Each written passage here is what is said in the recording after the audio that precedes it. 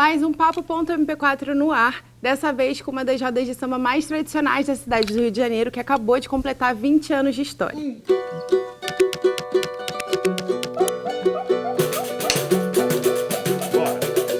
Vai clarear, o sol, a brisa, o ar, é tempo de inovar, fazer valer. Oh, ei, ei, ei. Vai brotar, vai florescer, vai crescer, e ver o chão verdejar.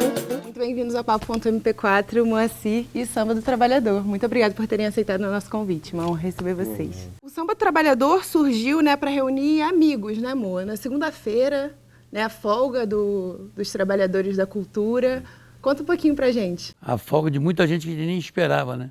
Que vai de salão de barbeiro e passa pelo botequim que fecha segunda-feira. Começa cedo pra pessoa poder trabalhar na terça, né? Começa cedo para ninguém saber que ele tá ali também. Era uma coisa que a gente fazia meio que de brincadeira, né? O cara ia para casa e chegava com aquela cara de cansado, mas não era do trabalho, né? Mas por enquanto tava por ali, né? É interessante essa coisa, porque há 20 anos atrás, que parece que foi ontem, sem parecer, mas há 20 anos atrás, segunda-feira era um dia muito morto, nem jornal, eu acho que tinha nessa época. Jornal segunda-feira também não abria, né? Houve alguma coisa, houve uma ocasião muito especial para o jornal sair na segunda. No primeiro dia, não tínhamos nome de Samba do Trabalhador, não tínhamos nada, mas teve quase 50 pessoas e uma costela com batata. E eu lembro perfeitamente que nessa costela com batata, eu falei com o cara que fez, falei, olha, vai jogar tudo fora, porque não vem gente para isso. Ah, deixa pra lá, se não vier, não veio. Foram 50 pessoas que comeram toda a costela. E na segunda semana a gente manteve a costela com batata. Pagava? Cobrava entrada? Não tinha entrada ainda. A primeira entrada eu acho que foi em novembro, quando a gente lançou o primeiro disco, né? Na verdade, a gente começou a cobrar por conta da estrutura, né? Que tinha que botar som, porque já não dava... Quando a gente começou, não tinha som, não tinha microfone, não tinha nada. Aí depois a gente vamos ter que pagar um som, né? Aí tem que botar uma entradinha aí. Mas eu acho que era R$2. Era R$2 e várias coisas aconteciam. Que era o que era? Era assim, vinha alguém sempre no teu ouvido. Não tem música, não tem som, não tem microfone. Como é que vai ser? Outro, não tem segurança, vai dar uma briga aqui. Não tem isso, é cerveja em garrafa, não é lata. Vocês estão malucos. Mas começou a tomar uma proporção também que eu acho que vocês não imaginavam muito, né? Porque, assim, hoje é uma roda que marca a agenda cultural da cidade. Como é que se tornou esse clássico do Rio de Janeiro? No segundo dia foi costela, depois foi, acho que uma carne seca, e depois ficamos na feijoada um bom tempo, até que chegou a hora não tinha prato que dava conta, né? Não tinha louça. E quando a gente viu aquele negócio todo explodindo, e antigamente era uma porta menor que entrava, e eu ficava olhando assim, muito pro Gabriel, que ficava muito, até hoje a gente fica muito de frente, e dizia, olha o que está acontecendo, olha lá. O Gabriel olhava aquela porra, entrava como se fosse enxame de abelhas, né?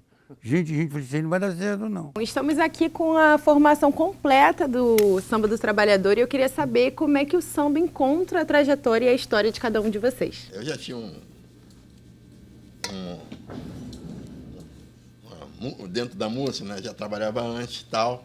Quando eu não encontrei com o Moacir e os demais amigos, foi assim falei, caramba, que coisa. Aí eu comecei a analisar o samba, o ambiente, e a gente começou a fazer um contato, e foi uma família que criou-se. O importante para mim, que hoje eu estou muito feliz, que eu nunca encontrei um público assim, e os colegas são meus amigos e irmãos. Eu tocava num grupo de samba chamado Fé e Raiz, e aí o meu primo Jorge Alexandre, com outros músicos que faziam parte, falou do Samba do Trabalhador, uma roda de samba que, enfim, não tinha nome. Uma roda de samba que estava acontecendo no Renascença, às segundas.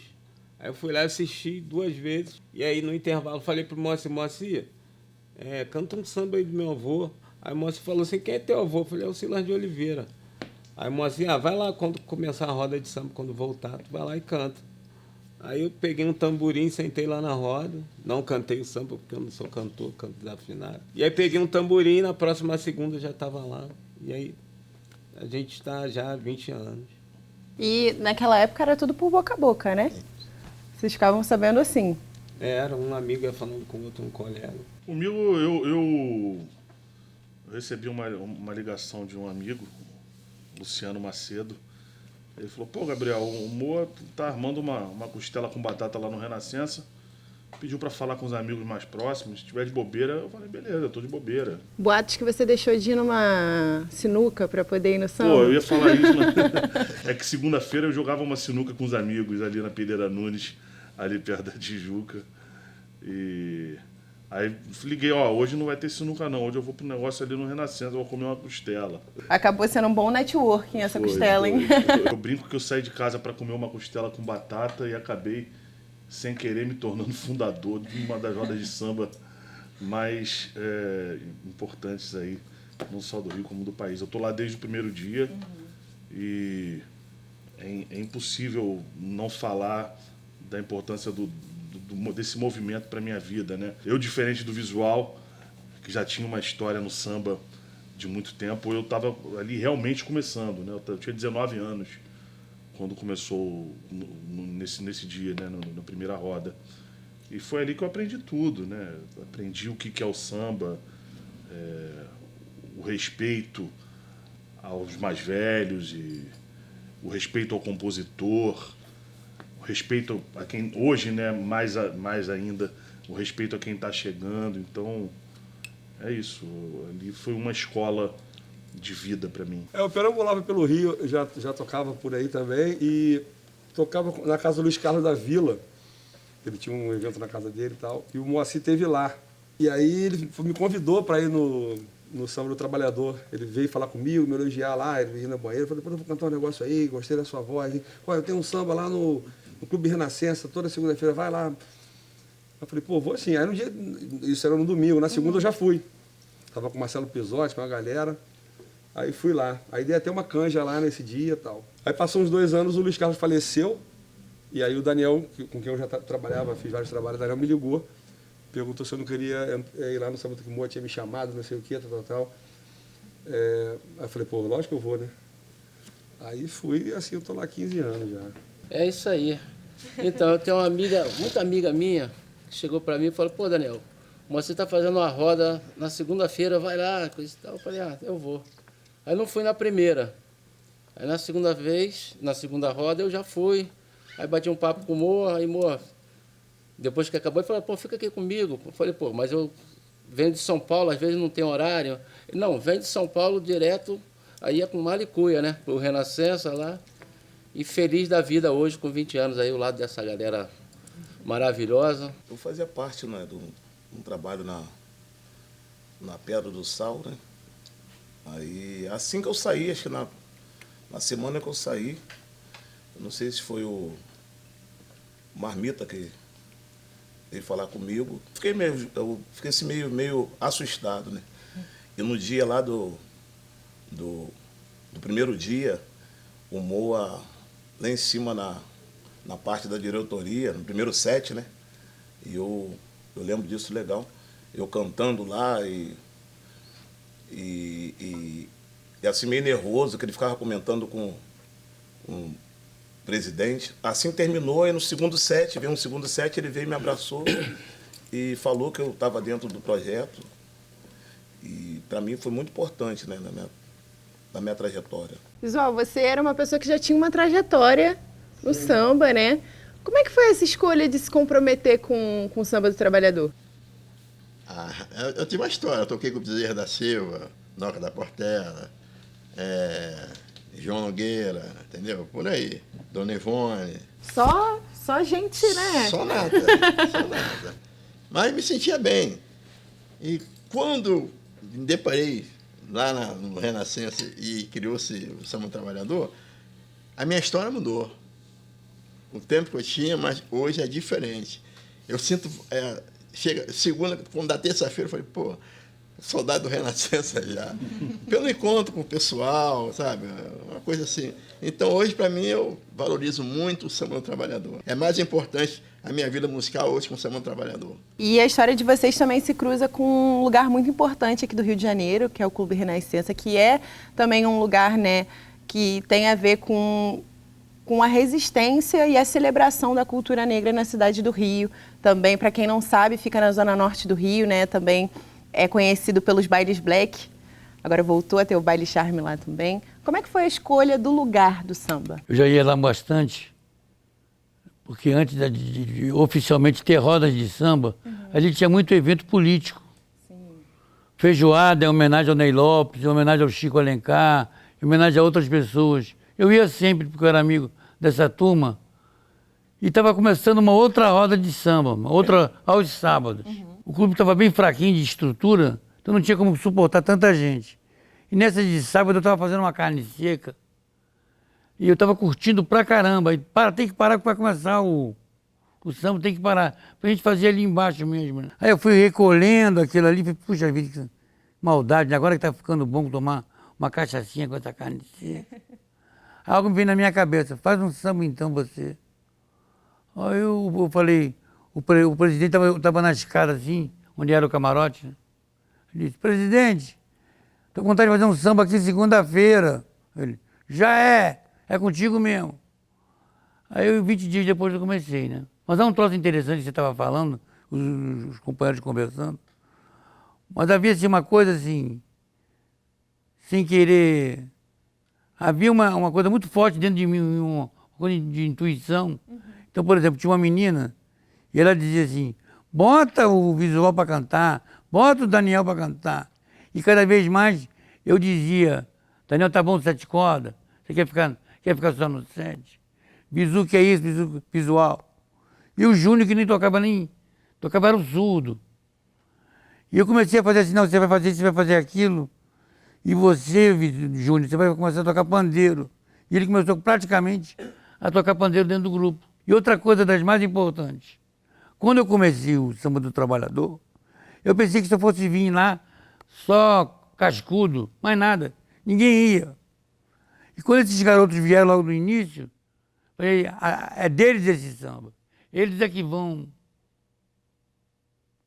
pegar isso aqui e vão segurar na força. E quando começou, toda vez que acabava o samba, a gente ia lá para cima, conversar, porque alguma coisa já estava acontecendo. Tanto que na 3ª ou 4ª vez, o Aldir Blanc foi com o João Bosco gravar uma cena do filme cantando o Bêbado Equilibrista com a gente. 3 irmãos de sangue. Aquilo ali era o início de uma coisa que a gente ia repetir durante muito tempo. Como, por exemplo, quando veio o Wilson das Neves, e ele falou, amor, cadê o microfone? Eu falei, não tem. Como é que não tem? Tu me chama para um lugar sem microfone? Até a gente começar a viver essa estrutura que está hoje, né? Eu estou falando uma coisa cortando anos e anos, né? Sim, não é tá assim? dando um resumão, né? Mas o negócio demorou. Aí a gente começou a tomar uma proporção, que era uma proporção de escola de samba, né? De quadra de escola de samba. A gente teve que comprar um negócio de coração, como é o nome daquilo, hein? Aquele que bota pra pessoa. O desfibrilador. Porque depois de 1000 pessoas, tinha que ter um negócio daquele. Daqui a pouco tinha que ter uma ambulância. Entendeu? Você já imaginava isso quando você Em pensou nenhum nisso? momento. Achei que era uma coisa mais de... Tanto que tem uma hora que você fala boca a boca, porque nós, o grupo, acho que a gente nunca fez uma propaganda impressa, nunca. Nunca, se alguém achar uma filipeta escrito Moacir Luz de Samba do Trabalhador, de guardada de história, isso não existe. Essa filipeta não existe. E outra coisa muito importante que começou a fazer uma certa... Foi quando ainda no final do ano nós fizemos o Canecão.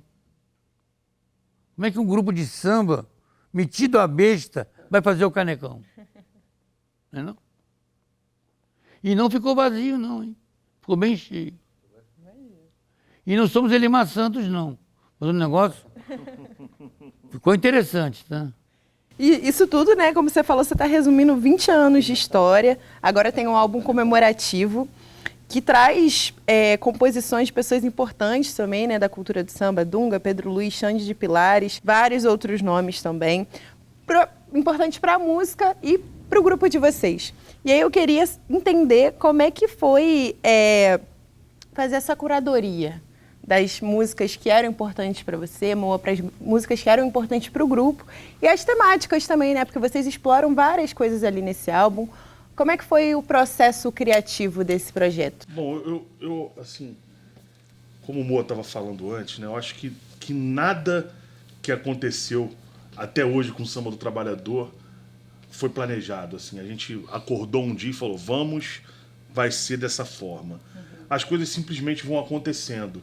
E com esse disco foi exatamente assim, né? A gente começou a gravar esse disco em 2023 e de lá pra cá, a ideia desse disco, na verdade, né, amor, era ser o disco da maior idade, para comemorar os 18 anos do samba.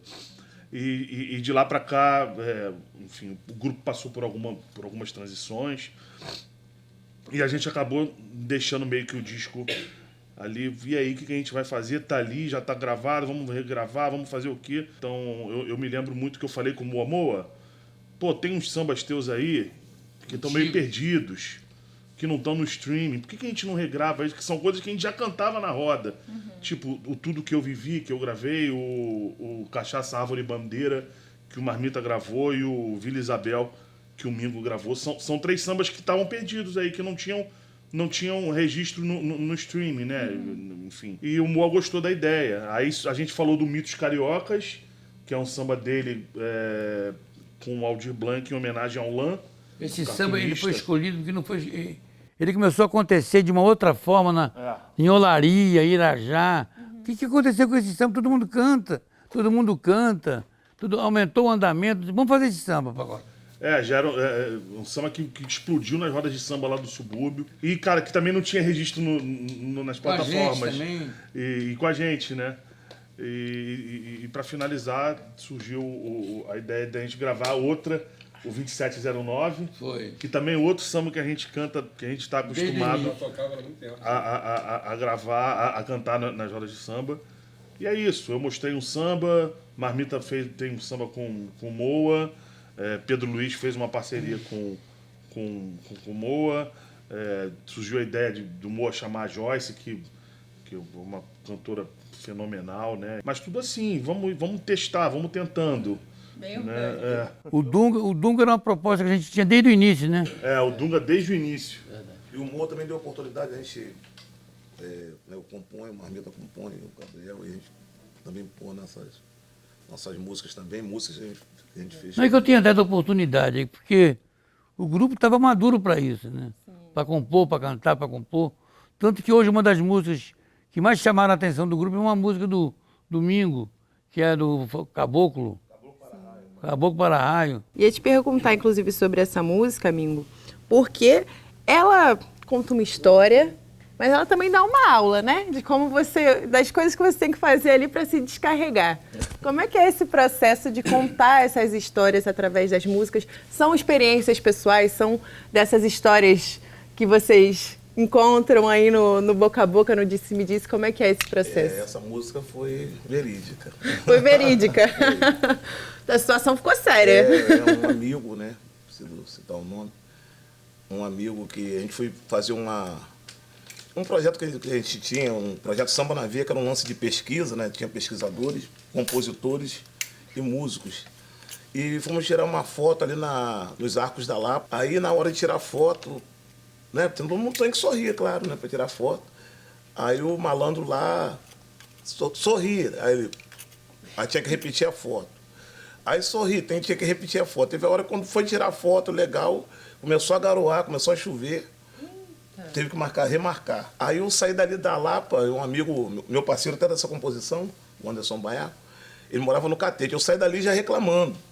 Até o Catete, pô, fulano, tal, pô. Parece que ele parou na porta do Centro Espírita na hora do descarrego. E fui para casa, porque eu sou de Niterói, e fui para casa depois. Aí no dia seguinte já liguei para ele, já com a parte da música, ele rindo pra caramba, porque ele estava no trabalho, ele rindo pra caramba. Aí saiu o Caboclo Para-Raio, que era um lance verídico. Porque quando foi cantada a música, aí teve um dos nossos amigos que falou assim, pô, essa música aí lembra fulano, mas sem eu falar que era para fulano.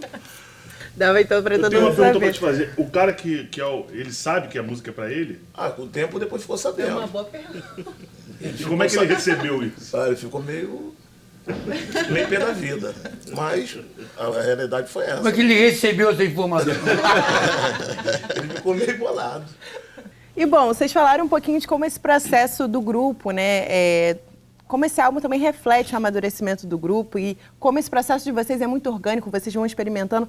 Como é que foi construir essas sonoridades das músicas também? Teve alguma música que já, enfim, né, como o Gabriel falou, tinha algumas músicas que não estavam nos streamings. Vocês trouxeram alguma sonoridade diferente, algum instrumento diferente? Como é que foi essa escolha também das Eu acho que essa sonoridades? coisa da sonoridade, são dois aspectos na minha cabeça, né? Porque eu estou com 67 anos, né? Ou você fala isso como um intelectual, minha sonoridade, eu busquei, que pode proceder. Ou a tua intuição vai construindo ao longo do tempo tanta coisa, que às vezes eu fico ouvindo assim, às vezes eu escuto um outro grupo tocando, digo, pô, se fosse o Samba do Trabalhador, nessa hora tinha feito um break, tinha feito isso. Mas como é que você sabe? Eu não sei. Eu sei que é assim, né? E assim a gente foi fazendo, né? Como eu acho que hoje, olhando com um certo distanciamento assim, eu vejo que a gente fez um grande disco, sem saber que era aquilo tudo. A gente fez mais para comemorar. Quando viu, acertou no que não viu, né? A ponto de a gente poder falar que aquele é o nosso disco de 20 anos. Porque é mesmo. Uma história que a gente tá vivendo até hoje e que foi gravada uma parte dessa história ali dentro, né? E como é que é construir, gente, essa sintonia entre vocês? Para botar ali todo mundo participando no grupo, no álbum, equilibrar também a participação de cada um, a contribuição de cada um para o samba do trabalhador e para a música, né? Como é que funciona essa sintonia aí, que é muito longeva, né? 20 anos, gente. Como é que funciona? Acho que parte muito do Moacir. Acho que tudo que, por mais que seja despretensioso, seja meio que cada um dá um pitaco, o Moacir consegue antever as coisas assim, sabe? Ele imagina como é que isso aqui vai ficar na voz de fulano, o som daquilo dali, e aí ele passa isso, não que seja uma imposição dele. Ele coloca e aí a gente dá a nossa opinião em cima daquilo. Desde que eu entrei, que eu vejo o Moacir buscando a sonoridade, não vou dizer ideal, mas aquela coisa que virou hoje, aquele amadurecimento, sabe? Todo mundo já entende o seu lugar, o lugar onde tocar, onde sair, onde não sei como ele falou. Então eu acho que isso aí tá tudo bem que na cabeça dele. Ele já, no fundo, ele já sabe o que ele quer e ele coloca. E onde ele acha que dá pra gente também, sabe, colocar um pouco do nosso pitaco, ele deixa a gente à vontade. E aí com isso dá nisso aí. Eu não sei se todo mundo gosta sempre, mas é o que a gente sai de coração de todo mundo. E o Moto é uma parada também que a gente está ali, ele está de longe, ele está vendo uma parada, está vendo uma coisa assim, ele está enxergando ele, né? Aí daqui a pouco ele vem, traz aquilo, ele enxerga uma coisa que a gente não está. Aí ele vem, pô, se fizer assim. É muito comum eu falar, a gente está tocando, de repente acontece alguma coisa tão bom, eu digo, gostei, hein? Ninguém percebeu, só ele que vê. Só ele que vê isso aí, nem todo mundo sabe, assim, mas desde o segundo disco, que o primeiro disco fui convidados, músicas clássicas, né, os clássicos do céu. Daquele segundo disco para cá, tudo que está ali é muito orgânico. As coisas que não tem um ensaio para aquilo dali, sabe? O ensaio foi nas segundas-feiras. Aquelas chamadas do Moa, aqueles cacos, aquelas coisas todas, as coisas do pandeiro, tudo que acontece ali veio da segunda-feira. Então o disco é fiel ao que é o som do trabalhador, do som do trabalhador. Não tem nada ali feito ou programado para aquele trabalho específico. É sempre uma coisa orgânica. Virou nossa identidade mesmo. A gente tem a oportunidade de há 20 anos, toda Ensaiar. segunda-feira, né, sem falta, a gente está ali. Então, a roda de samba acaba sendo o lugar onde a gente está testando. Onde a gente está... Surgiu uma música, vamos botar. Às vezes dá certo, às vezes não dá. O Toda Hora, por exemplo, que hoje é um dos maiores sucessos nossos, a gente começou ali, vamos testar, vamos ver o que a gente... Né? Vamos ver o que acontece. Então, assim, a roda de samba proporciona esse amadurecimento musical. E com esse amadurecimento musical, óbvio que todos aqui estão nesse processo de né, nessa busca da profissionalização máxima, né?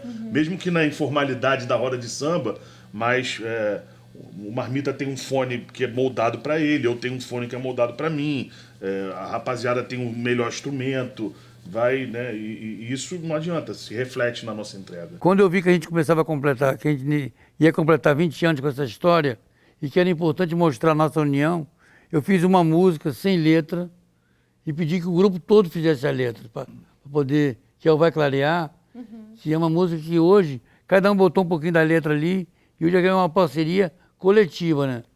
Isso aí para mim é muito importante. Como foi a escolha desses artistas que iriam agregar nesse trabalho? Como é que surgiram esses nomes? O Dunga era um cara que desde o primeiro disco a gente queria que ele entrasse. Mas até achar esse tempo demorou 20 anos, mas até achar ele foi perfeito, entrou como parceiro da gente, tocou, cantou muito bem.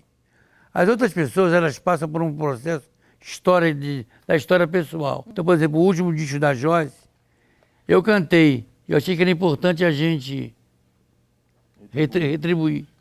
Chamei a Joyce, quem mais tem no disco? O Pedro Luiz, né? Que é um cara que vai muito com a gente, assiste muito, e sempre com um respeito, uma admiração muito grande. Né? Marina Iris, que também é outra que A Marina é outra, desde o início com a gente, que perecia. Como a gente fez da outra vez com a Tereza Cristina, dessa vez foi ela. E o Rildo Hora que tá Mas o Rildo ele um amuleto, né? é nosso amuleto, né? Então, desde o primeiro dia, a gente vem chamando ele, contando com ele para as coisas. Com a sua gaita e com a sua experiência. Esse negócio que você falou, Moa, do Dunga, eu fiquei me lembrando aqui que a gente tinha duas promessas, depois do primeiro disco, a gente tinha duas promessas que iam entrar no próximo.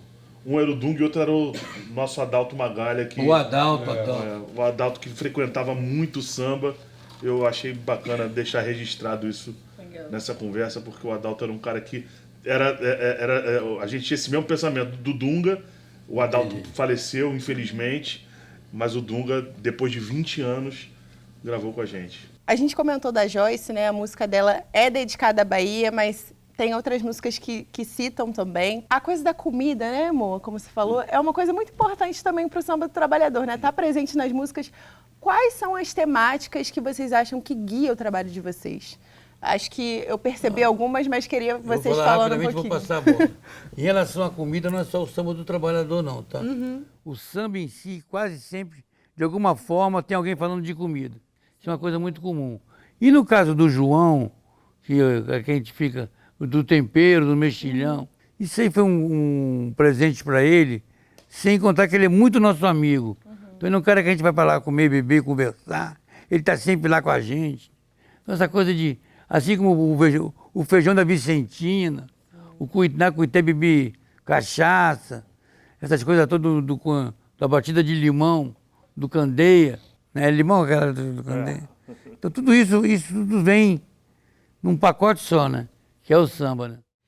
Mas é curioso porque algumas coisas vão se perdendo também, né? Ao longo dessa história, algumas rodas e alguns grupos não preservam tantas coisas, principalmente no pessoalmente, né? Você falar ali que fez a roda e que botou a comida pra galera comer, nem toda roda de samba hoje em dia mantém algumas tradições, né? Como é que é manter isso vivo? A nossa roda, no início, o visual até outro dia estava falando sobre isso, que a gente tinha essa tradição da comida, de sempre ter um prato. A gente botava uma bandeja de jiló, quiabo e maxixe no meio da roda.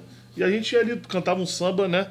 Petiscava, um camarada, geralmente a gente chegava um malandro com uma garrafa de cachaça para dar de presente, ou uma garrafa de vinho, enfim. Isso que você falou é interessante, porque eu não sei se todo mundo sabe, que a gente até hoje, toda segunda-feira, a gente tem um baita churrasco que é feito pra gente, com menos intervalos, e pros nossos amigos mais próximos. Chegou a esposa de alguém, chegou um primo de alguém. Então, assim, é algo que a gente preserva até hoje e não tem jeito, né? Toda segunda tem uma surpresa. Ou uma linguiça caseira que alguém trouxe de não sei onde, um pernil, um joelho de porco. Toda segunda-feira. Não tem, é algo sagrado mesmo pra gente. Agora, e mostra um pouco a nossa história, que começou com cachaça E hoje é um pouco de vinho. Porque se fosse cachaça até hoje, eu tinha morrido isso. Mas tem garrafa daquela de 2005 até hoje lá no Renascença. Tem, né? Cara, era um negócio de maluco, né, Visual? Poxa, coisa boa, né? A turma chegando, o Moacir toma de presente isso aqui, toma de presente e vambora. Ela já entrava na quadra, assim, olha o que eu trouxe, traz pra cá. A gente via, abria, e eu quase que obrigava todo mundo, a plateia toda a comer, né? O Moa passava de garrafa de mão em mão. Tinha um Teve uma bullying, vez né? que eu tinha deixado uma garrafa no congelador, parecia uma neve, né? Aí quando acabava a gente ia lá pra cima pra conversar, avaliar o que estava acontecendo. E até hoje é assim, né, amor? É, Agora uma garrafinha de vinho, uma garrafa de Aí, espumante. aí, agora aí de viu, cara, presente. quando o Essa cara história chegou, aí. o cara fez questão de subir comigo. Eu falei, pô, quer subir o quê? Se a conversa é só nossa. Aí peguei a garrafa, quando eu peguei, olha só, gente, o que nós temos pra beber. Ah, meu Deus, quando o cara pegou, derrubou e quebrou. Era uma nega fulô. Era, né? Que eu me lembro disso até hoje. Era uma nega fulô, que Eu era nunca cachaça vi de o Moacir tão tradição de irritado. gelado. Eu quis matar o sujeito. Ia jogar o cara lá de cima. E tinha Não era o história- caboclo para-raio, não? De repente foi o caboclo para raio que foram no E a cara. gente nem sabe o que é. Porra, entendeu? E tinha a história do bullying também, né, moço? O bullying era um bullying que tem até hoje no clube, um bullying desse tamanho, chamado bullying do amor. Aí o presidente fazia uma caipirinha lá, um negócio daquele, e cada um tinha que beber ou pela boca do bullying ou um copinho, mas a gente dizia que aquilo ali tinha o bullying porque do amor. Não sei se era coincidência ou não, mas todo mundo que bebia aquela porcaria daquela batida, ou separava ou casava. E é pela sorte, né? Se a Ah, mas pessoa- alguma coisa acontecia, aquele bullying acontecia. Tinha mistério naquele bullying. Tinha não? Tu não pegou o bullying, não. Não cheguei a pegar, não. Mano. Eu fui um que peguei aquele bullying e mudei tudo. E pra você, foi separação ou foi encontro de amor? Foi um reencontro. Ah, ó. É bom avisar, porque se alguém quiser usar aquele Pô, bullying- vai que você... Se o cara dizer, quer, posso provar? Que alguma coisa está errada na vida dele. E seguindo um pouco nessa linha, né, da tradição, como vocês balanceiam essa questão do comercial, do mainstream, né, do samba e a tradição, a coisa da rua, né, do boca a boca que a gente está falando muito aqui? Como é que é esse equilíbrio para o grupo de vocês? Eu acho que a gente tá vivendo agora um momento... O Samba do Trabalhador existe há 20 anos, né? Desde 2005. E durante de lá para cá, a gente tá no meio de uma revolução fonográfica, né? Que o CD não existe mais, né? Hoje em dia é só o digital. Esse nosso último disco, inclusive, acho que foi o primeiro nosso que a gente não lançou físico. Mas eu acho que o Samba do Trabalhador a gente nunca se preocupou com o comercial. A gente sempre fez algo muito muito com a nossa cara, muito voltado para a obra do Moa. E eu falo isso porque assim, eu raramente vejo música do Moacir sendo tocada na rádio, as nossas músicas, assim, sabe? Quando toca é em algum programa específico, né, para um nicho. E a nossa roda é a mesma coisa. A nossa roda de samba segue sendo uma roda de samba tradicional.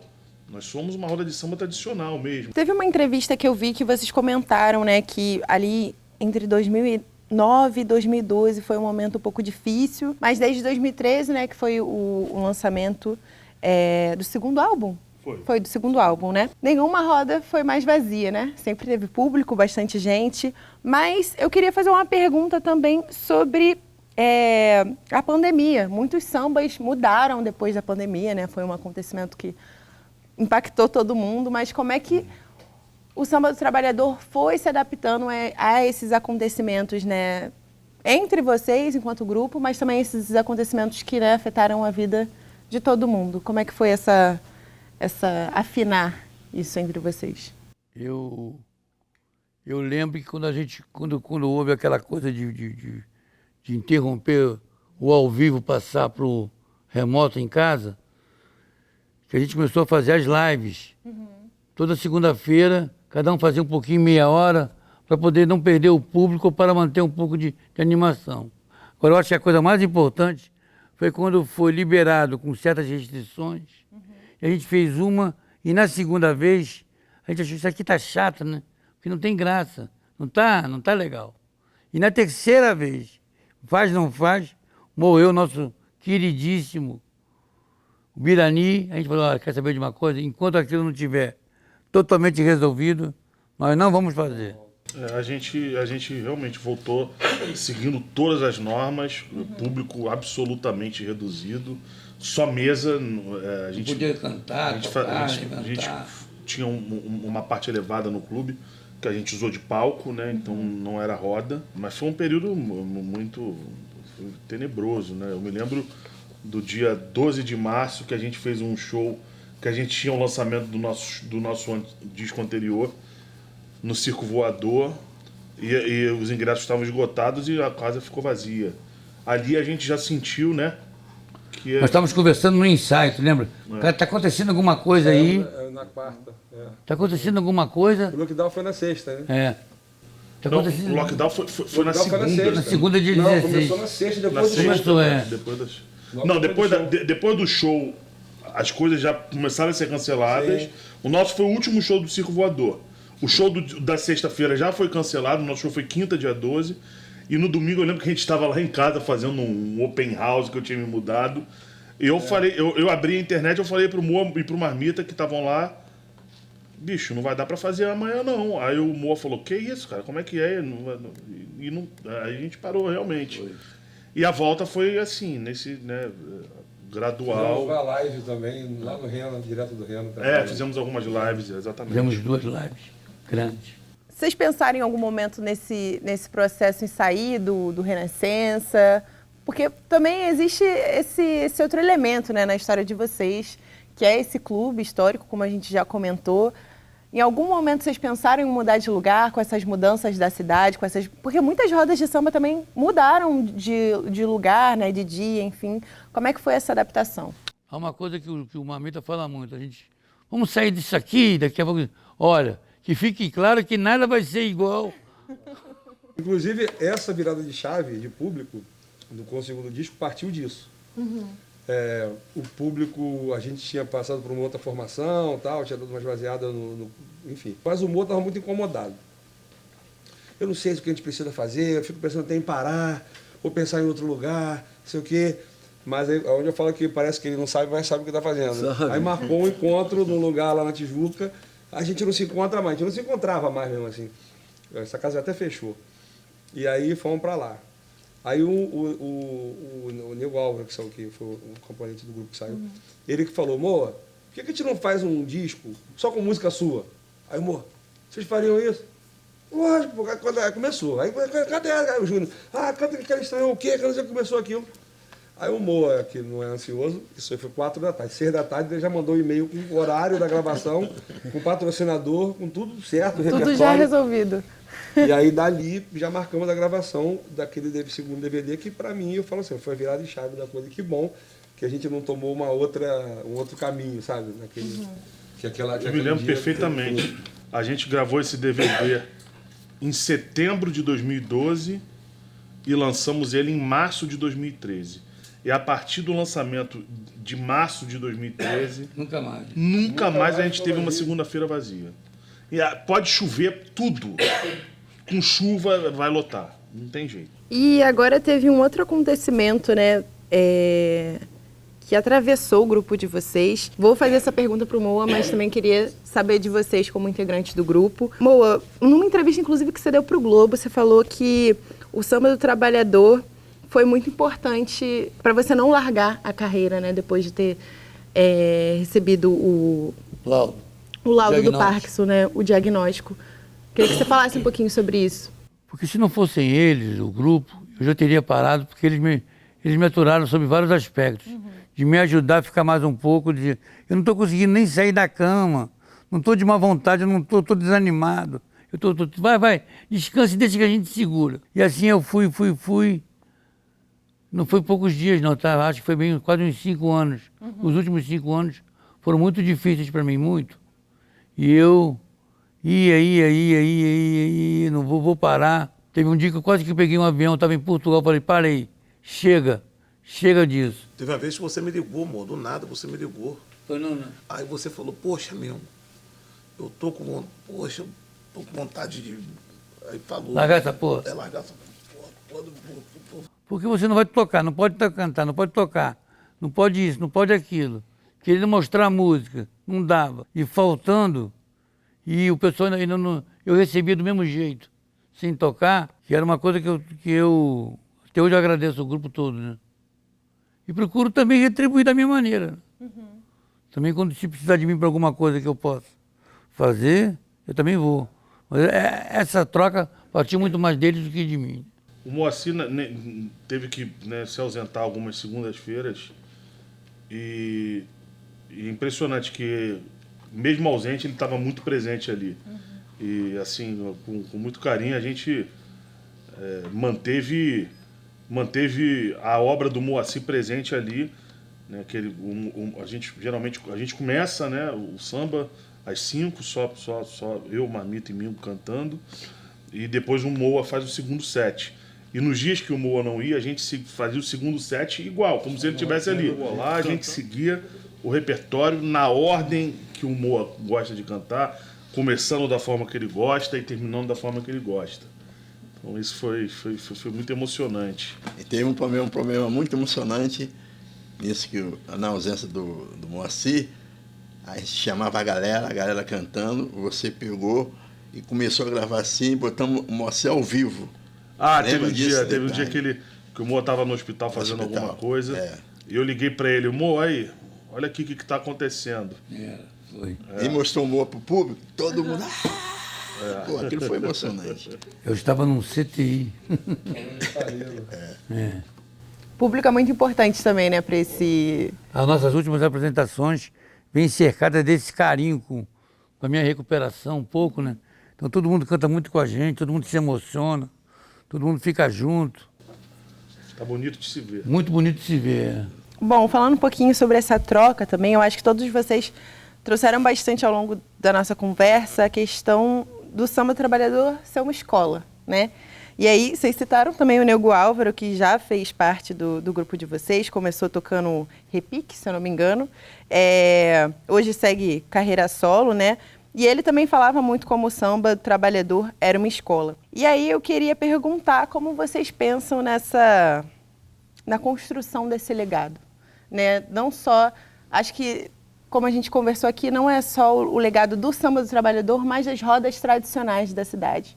Então, como vocês pensam nessa troca com o público, com outros músicos do samba que estão chegando aí, que estão surgindo? Há uma certeza dentro de mim que quando a gente está mesmo brincando, que a gente vamos tocar essa música aqui, a gente já começa a tocar, é o samba do trabalhador. De tão bacana que é o jeito que a gente está levando. E assim eu tenho certeza que uma outra turma de músicos de fora, quando eles veem a gente tocando de caralho, não é brincadeira não, isso aqui é sério. Né? É um movimento, né, que vocês estão... É um movimento, é uma coisa que, quando eles vêm, por algum motivo alguém entra no lugar, aí que eles dizem, caramba, isso aqui não é para qualquer um não, porque o negócio parece que é uma coisinha, o negócio é muito sério. Quando eu digo brincando, que se o batuque está na moda, começou na minha mão, é porque hoje eles têm as mesas todo mundo tem a sua mesinha bonitinha, tem outros que ainda mantém aquele São Jorge, coisa que a gente fazia no início. Tem aquele grupo que já criou até a palma da mão, aquele grupo que criou a palma da mão. Em cada música tem uma palma da mão. Fora que a gente já viu Samba do Batalhador, já viu falar nisso? Lá em São Paulo. Quando chega 1º de maio é uma chuva de samba do trabalhador. 1º de maio não é fácil. Quando fala assim, olha, eu fiz um samba lá em Holândia, chamado Samba do Trabalhador, mas em tua homenagem. Aí eu, puta, não tem nem como te agradecer. E esse lance, às vezes a gente sabe que as pessoas fazem super por bem, às vezes querendo homenagear, mas, cara, o Samba do Trabalhador é a nossa roda que existe há 20 anos, tá registrada, o registro é nosso, né? Então, os músicos, o grupo. Às vezes a pessoa cria alguma coisa com o nome de Samba do Trabalhador numa de homenagear e acaba confundindo o público, né? Então, assim, a gente é essa informalidade toda, mas também a gente tem um lado... Tem uma organização. Né? Tem uma organização mínima. Uma bagunça bem organizada. A gente também tem mau humor, tá? Não. Tem mau humor, mano? Tem mau humor? Tem. Mas você falou do legado, desculpa, queria só responder sobre isso. São 6 discos. Desses 6, 5 com repertório totalmente autoral. Totalmente autoral. Né? Então, for ver, a gente tem hoje uma obra fonográfica muito consistente, autoral, né? E isso também é um legado, né? Com A certeza, nova geração com certeza. está tendo hoje acesso aí a 20 anos de construção de um repertório autoral, de insistência nas músicas do Moa, nas nossas músicas. Até porque um dia eu estava contando, estava até rindo dessa história, que não é minha história, é de outro amigo, de um outro músico, que estava na Lapa ou algo parecido. Então ele entra no primeiro bar, aí chega, se um dia meu coração for consultado, aí ele sai, vai para outro bar. Quando ele entra no outro, para saber se eu estou errado, será difícil. Aí ele sai dele e fala, meu coração tem mania. O repertório fica quase que todo o mesmo, né? Quando vai ver, meu Deus do céu, é a mesma música tocando até o último bar. Foi um rio que passou. Aí já estamos lá na Gomes Freire. E para finalizar, o que vocês esperam do futuro do Samba do Trabalhador? Eu espero um futuro longo. Todo, né? Todos. Com certeza. Eu espero que tudo permaneça da forma que sempre foi. Não mudaria em nada, assim. Isso aí é um verso do Lampedusa que diz, para que tudo aconteça de novo, é necessário que fique tudo igual para poder acontecer tudo de novo. Agora, o Samba do Trabalhador, diferente de outros grupos, a gente tem muito da coisa da carreira solo. Então eu acho que de uma hora ou outra não vai ser de jeito que o Marmita, ou o Mingo como compositor, o Gabriel, e os outros fazendo as suas músicas como músicos, cada um pode tomar um lugar. Mas cada vez mais a gente vai vendo que, deixa passar mais 25 anos, deixa passar 30. No mínimo. Daqui a 20 anos a gente repete. A gente pensa isso. A gente faz uma nova entrevista. Né? E projetos? Tem mais algum projeto? Vocês acabaram de lançar um álbum, mas é sempre bom perguntar, né? Você sabe que a jornalista foi perguntar para o Vila Lobos, mas o senhor está compondo o quê? Ele falou, atualmente eu estou decompondo. Acho que a gente vamos de lançar um projeto. Vamos viver ele todo o máximo que a gente puder e depois vamos ver o que vai dar. Né? A gente está fazendo a Brava Arena Jockey esse ano, uma temporada de 9 shows. Eu espero que a gente faça ano que vem de novo. Então, fiquem ligados, hein? O Renascença permanece, mas os outros lugares Sempre à disposição. estão abertos para... Se for uma coisa interessante, sempre. Agora, eu fiquei sabendo outro dia que estava lá um presidente de um negócio, na Brava Arena, eu já fiquei otimista. Falei, se esse cara estava lá, significa que, quem sabe, a gente não vai fazer ano que vem um rock and roll, um rock in Rio. Mas o Renascença é sagrado. Inclusive, olha... Tá na hora, hein? Não, é o seguinte, eu ia falar que toda segunda-feira a gente recebe mensagem nas nossas redes sociais. Toda segunda-feira. Hoje tem? Hoje vai ter. Que horas começa a tocar? No dia 8 de dezembro, no dia 8 de fevereiro de 2026 vai ter samba. Aí eu entro, né? Porque às vezes, cara, saiu alguma coisa que eu não sei. Eu entro pra ver, é segunda-feira. Eu falei, cara, toda segunda-feira tem samba. Por favor. Chuva com raio. Ainda é 2 horas ou é 4 horas? Aí a outra pergunta, aceita cartão de crédito? Sim. E a última pergunta, pode me arrumar um convite? O cara ligava pra mim sábado, cara. Ó, tá lotado. Falei. Aí o cara ligava domingo. E aí, e amanhã? Eu falei, pô, já tá lotado, não é possível. Pra mim, minha namorada e mais um amigo, pô, tá brincadeira, né? E aí, vamos? Então vamos fazer o Vai Clarear, né, Moa? Será que o Mingo já aprendeu a letra? Não, aprendi não. Vamos cantar todo mundo junto. Então vamos cantar todos juntos. Qual o tom que vai ser para começar assim, né? Show, Gabriel. Vai.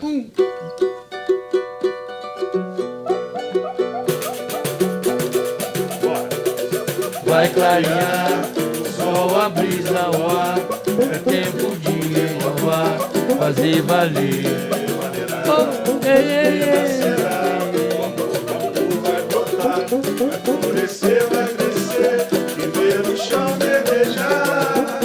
Vem acender, Tem que não se desfez e se renova em todo lugar. Reconstruir é aprender a sorrir, cantar o samba de novo, compor e festejar a vida, assim será, e vida no céu no ar. aonde vem, E festejar a vida, assim